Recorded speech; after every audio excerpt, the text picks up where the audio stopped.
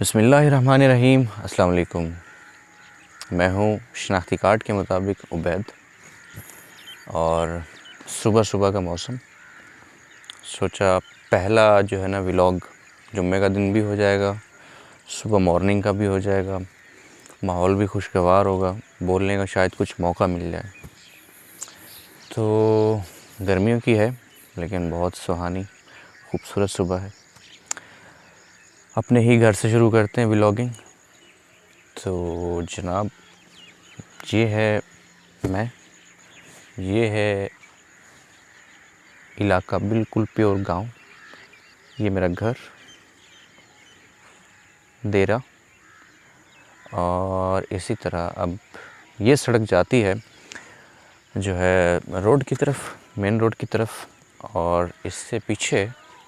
یہ سڑک نہر کی طرف اور قبرستان کی طرف۔ تو ولاگنگ کے لیے اور تھوڑا سیکھنے کے لیے نہر ہی بہتر ہے، خطرے کی صورت میں پانی مل جائے گا، اور اس سے تھوڑا آگے قبرستان۔ اللہ خیر کرے، اللہ سب کی زندگی لمبی رکھے۔ قبرستان تک تو نہیں جائیں گے لیکن تھوڑا سا سفر کرتے ہیں۔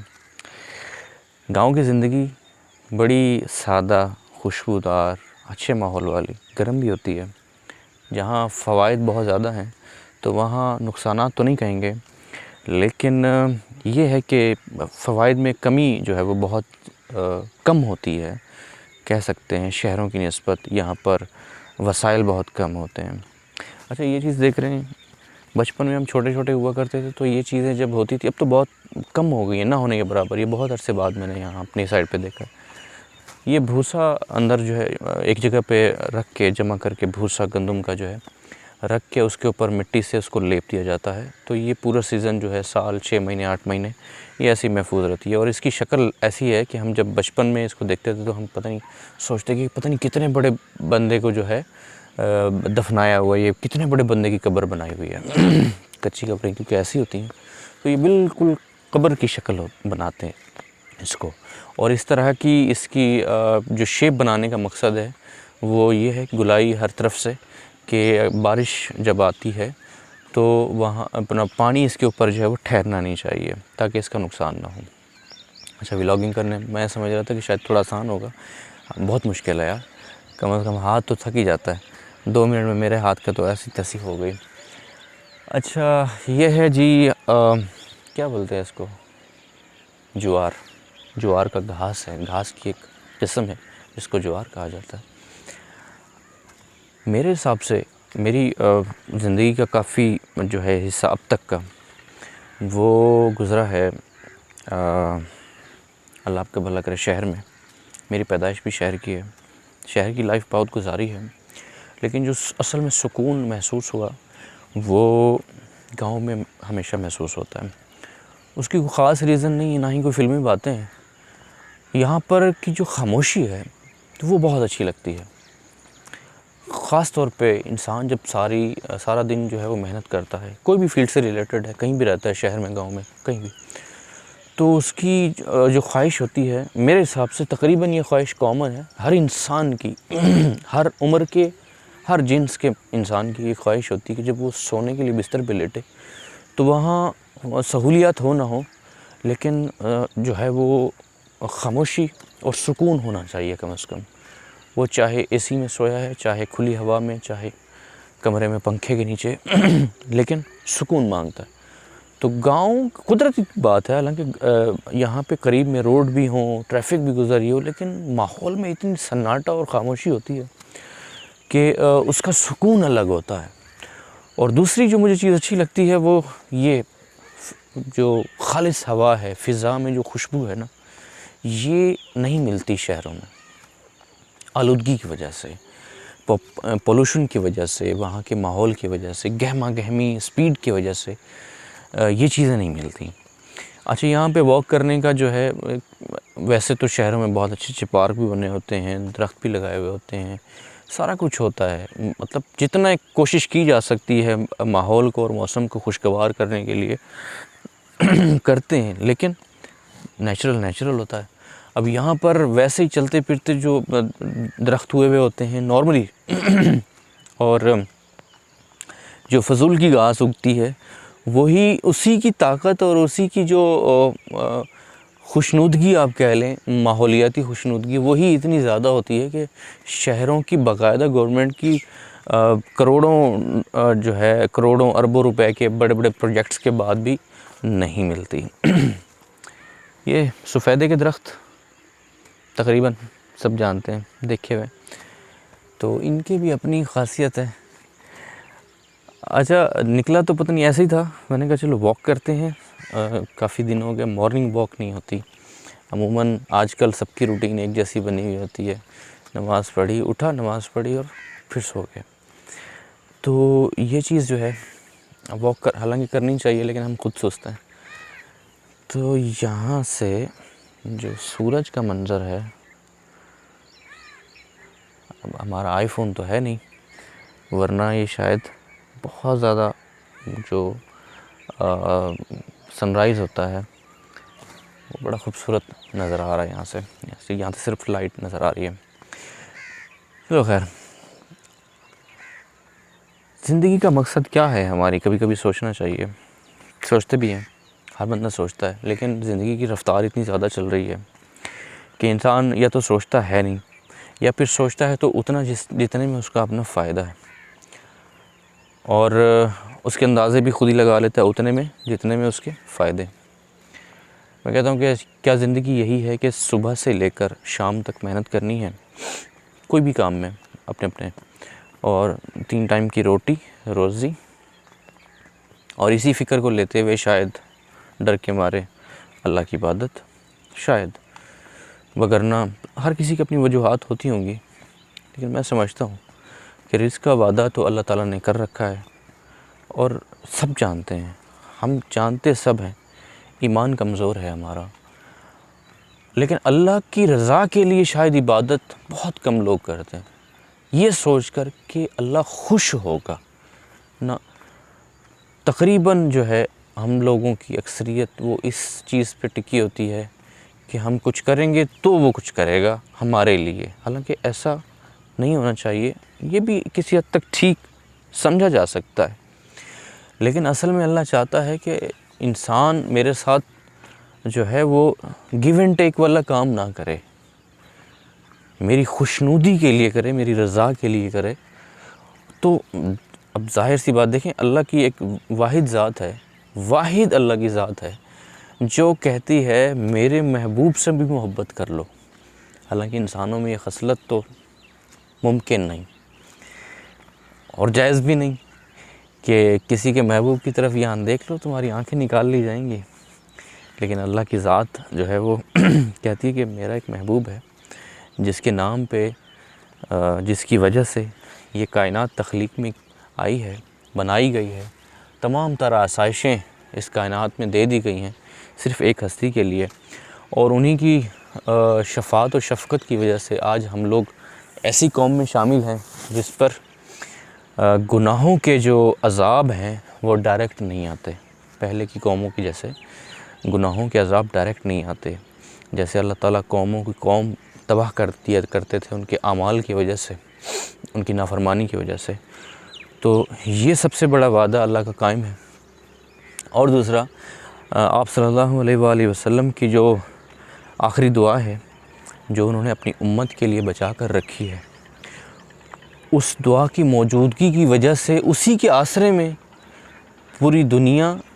چل رہی ہے، اور اسی کے آسرے کی وجہ سے ہی شاید ہم جو سادہ لوگ ہوتے ہیں وہ یہی سوچ کے جو ہے نا وہ ٹائم آگے کراس کر دیتے ہیں، گناہ بھی کر جاتے ہیں، وہ اللہ معاف کرے نعوذ باللہ، اور صرف یہ سوچ کے اللہ معاف کرے گا، سونا معاف کروائے گا، صرف یہ سوچ کے تو ہم گناہ نہیں کر سکتے، نہیں کرنا چاہیے۔ یا نافرمانی جیسے نماز ہے چھوٹ گئی تو اس کو بڑا لائٹ لے لینا، ہم لوگ میں خود بھی سب لوگ ایسے ہی ہیں، چھوٹ جاتی ہے، چھوڑ دیتے ہیں، بلکہ زندگی کا بہت بڑا حصہ ایسے ہی گزار دیا ہے لاپرواہی میں کہ ہاں ٹھیک ہے، لیکن یہی سوچ کے کہ بس اللہ معاف کرنے والا ہے اور سونا جو ہے وہ معاف کروا دے گا، وعدہ ہے ان کا، تو یہ سوچ کے نافرمانی کر جانا یا گناہ کر جانا یا مرتکب ہو جانا گناہ کا، تو یہ تو خیر زیادتی ہے، اپنے ہی ساتھ زیادتی ہے۔ تو اس پوری تخلیق کرنے والے نے جو ہے صرف اتنا کہا کہ مجھ سے میری عبادت کر لو اور میرے محبوب سے محبت کر لو، تو تمہاری آخرت تو اس کے بدلے میں بنے گی، کیونکہ یہ گیو اینڈ ٹیک اصل میں آخرت کے لیے، لیکن ہم انسان جو ہے وہ اس کی گیو اینڈ ٹیک جو ہے نا لینا چاہتے ہیں دنیا میں۔ اللہ تعالیٰ وہ کہتا ہے کہ میری فرما برداری اور میرے رسول کی، میرے محبوب کی اطاعت کرو،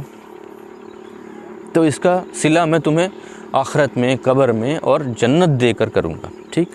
لیکن ہم لوگ چاہتے ہیں کہ ہم جو عبادت کرتے ہیں اور آقا کریم صلی اللہ علیہ وآلہ وسلم کی جو اطاعت کرتے ہیں یا ان سے محبت کے دعوے کرتے ہیں تو اس کا جو ہے بدلہ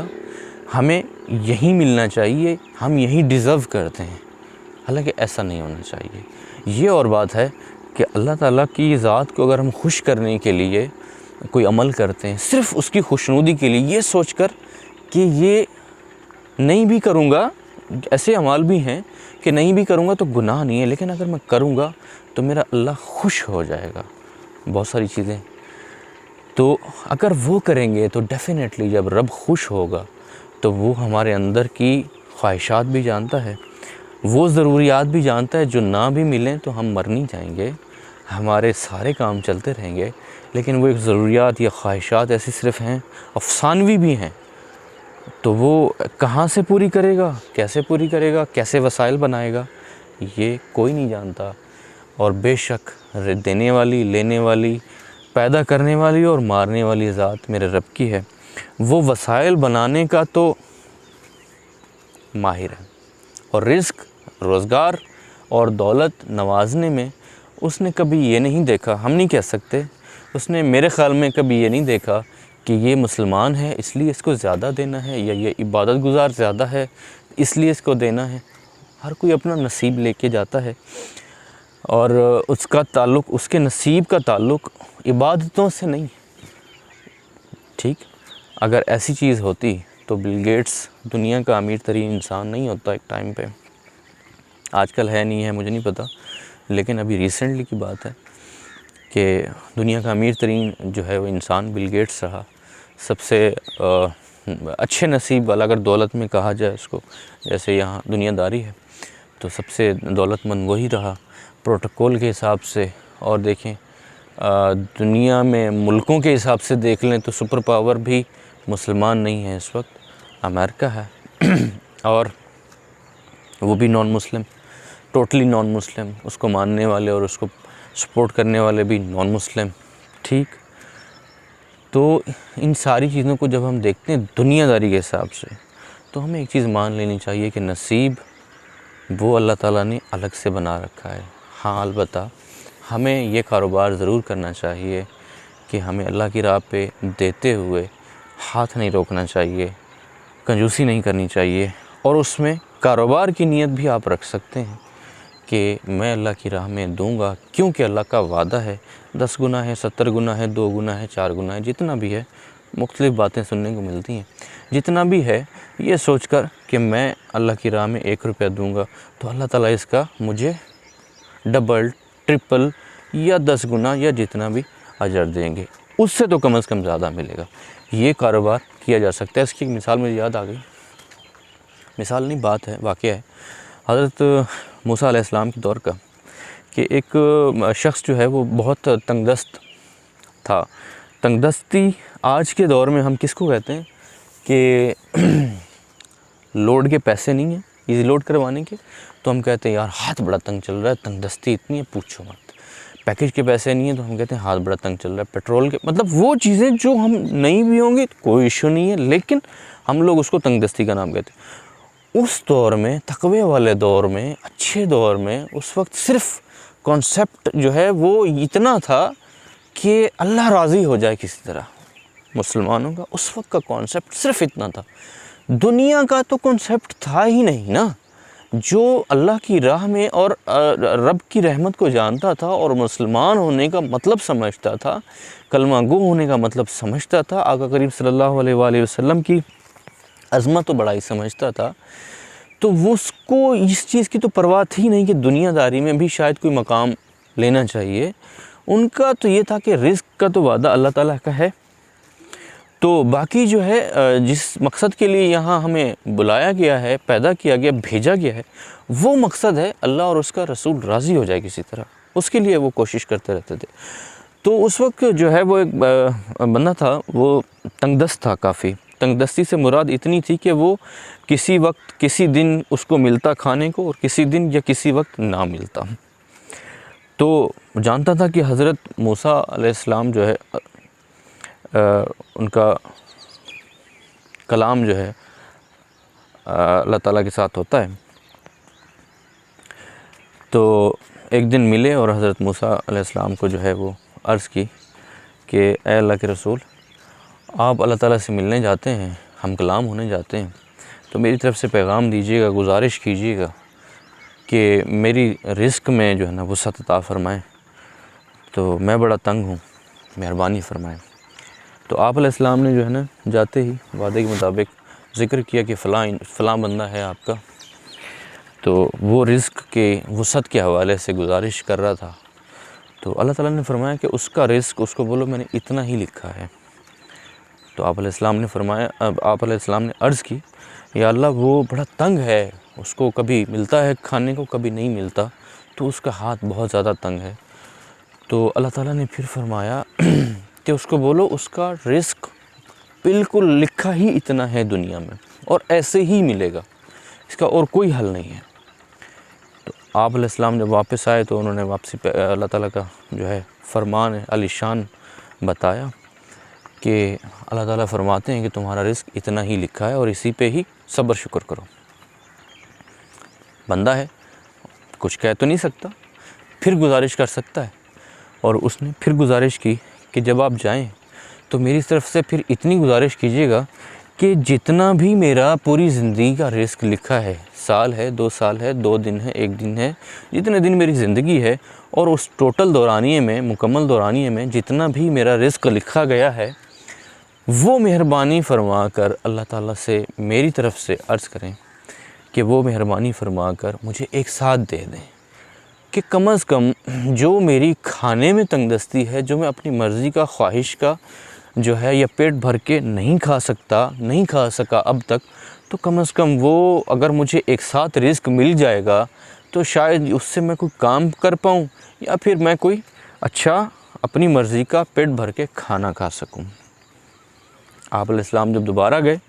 تو آپ نے پھر عرض کی یا اللہ آپ کا بندہ ایسے عرض کرتا ہے کہ میرا جو ہے رزق جتنا بھی میرا باقی عمر کا رزق لکھا گیا ہے، بچتا ہے، وہ مجھے ایک ساتھ دے دیا جائے. تو اللہ تعالیٰ نے فرمایا بالکل مل جائے گا. اللہ نے اپنے وسائل سے، جیسے بھی اللہ کا نظام ہے، انہوں نے ایک ساتھ رزق عطا فرما دیا. بات ختم ہو گئی، کچھ عرصہ گزرا تو حضرت موسیٰ علیہ السلام کا گزر جو ہے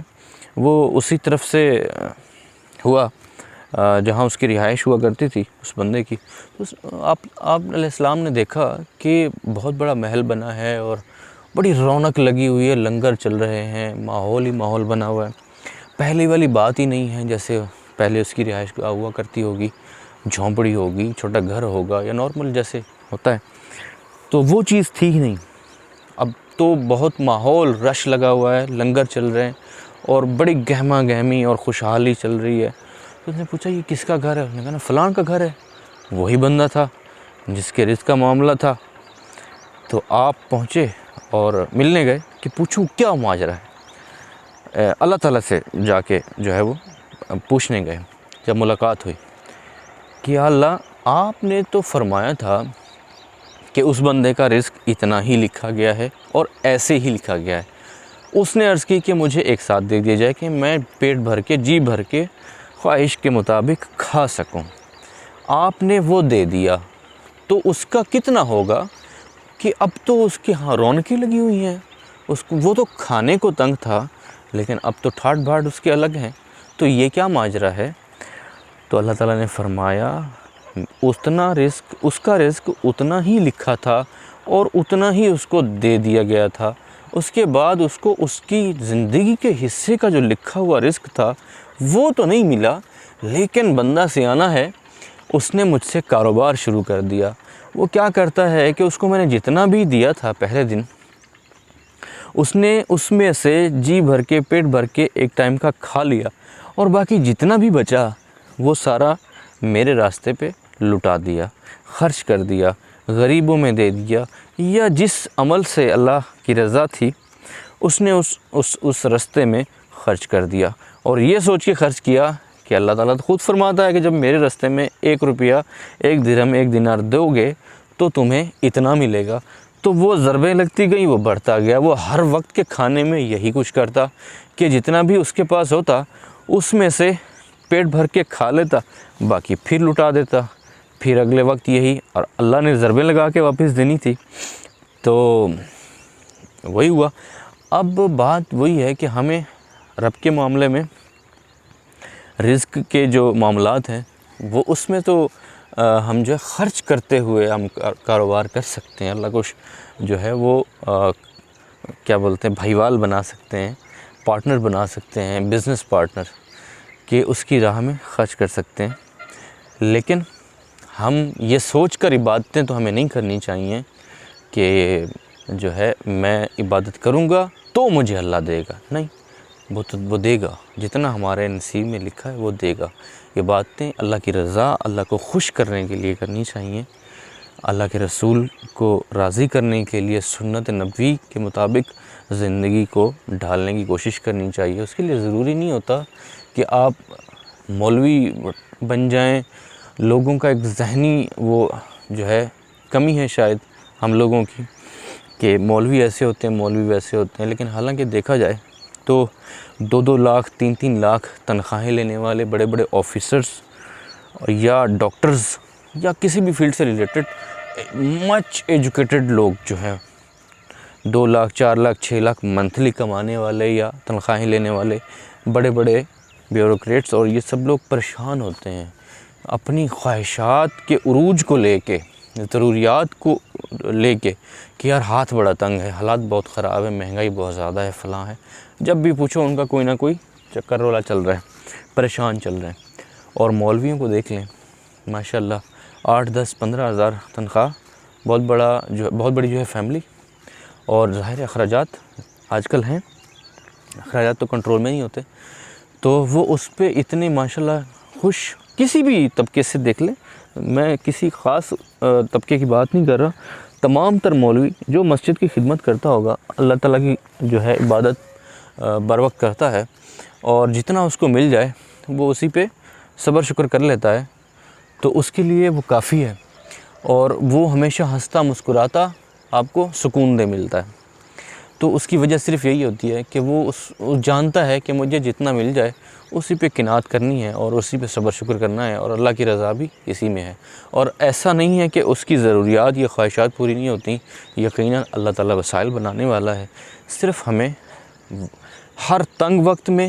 صبر شکر کر لینا چاہیے، گلہ نہیں کرنا چاہیے۔ اور بے شک اللہ تعالیٰ کو یہ عمل بھی بہت زیادہ پسند ہے کہ میں جتنی دیتا ہوں، تھوڑی دیتا ہوں، زیادہ دیتا ہوں، تکلیف دیتا ہوں، خوشی دیتا ہوں، غم دیتا ہوں، میرا رب ہر حال میں میرا شکر ادا کرتا ہے، اور میری عبادت میں کبھی کمی نہیں لاتا، یہ سوچ کر کہ عبادت کا تعلق اللہ کی دین سے یا اللہ کے دیے رزق سے نہیں۔ بے شک برکتیں اللہ تعالیٰ ڈالنے والا ہے، کہ لیکن جتنا نصیب میں لکھا ہے وہ دے گا۔ اگر عبادتیں کرتے ہیں اور صبر شکر کرتے ہیں تو اس کے بدلے میں برکتیں، ضربیں لگانا اللہ کی جو ہے کمال مہربانی ہی سمجھی جا سکتی ہے۔ جزائے خیر، میرا تھا پہلا ولاگ، اور کوشش کی ہے کہ گھر سے سٹارٹ کرتے ہیں، بندے میں جھجک بھی ہوتی ہے، اور حالات بھی کچھ جو ہے وہ ساتھ نہیں دے رہے ہوتے۔ اب نارملی یوٹیوبرز جو ہیں وہ تو نکلتے ہیں ماشاءاللہ، ٹریولنگ اینڈ آل دیٹ، ہمیں جو ویڈیو دیکھنے کو ملتی ہے، حالانکہ بگیننگ ویڈیوز ان کی جو ہوتی ہوں گی وہ بھی ایسی ہی ہوتی ہوں گی، میں بھی اتنا ڈھونڈنے کا ٹائم بھی نہیں ملا اور کبھی دیکھنے کو بھی نہیں ملی، لیکن آہستہ آہستہ امپرومنٹ آتی ہے اور کانفیڈنس بلڈ اپ ہوتا ہے، اور سٹارٹ کرنے میں حرج نہیں ہے۔ اور یہ میرے گھر کا سراؤنڈنگ ایریا ہے، اور پیور گاؤں کی لائف ہے الحمدللہ، ہیپی لائف۔ اور اس میں یہ ہے کہ اگر وسائل کم ہیں تو سہولیات کم بھی ہیں، تو بھی صبر شکر ہے کہ الحمدللہ سکون بہت زیادہ ہے، پھر بھی دل کرتا ہے کہ یہیں رہا جائے، اور باقی جو دنیاوی سہولیات یا وسائل جو یہاں نہیں ہیں یا تھوڑے فاصلوں پہ ہیں، تو اس کے لیے وسائل اللہ تعالیٰ خود بھی پیدا کر دیتا ہے، اور انشاءاللہ سب کو دے گا۔ اللہ تعالیٰ آپ سب کا میرا حامی و ناصر ہو، ہم سب کو ہدایت عطا فرمائے اور برکتیں عطا فرمائے۔ جزاک اللہ۔ ویڈیو پسند آئے تو کمنٹ سیکشن میں اپنے ویوز دیجیے گا اور لائک کیجیے گا، اور چینل کو سبسکرائب کر دیجیے گا اور کروا دیجیے گا باقی لوگوں سے۔ بہت شکریہ، اللہ حافظ۔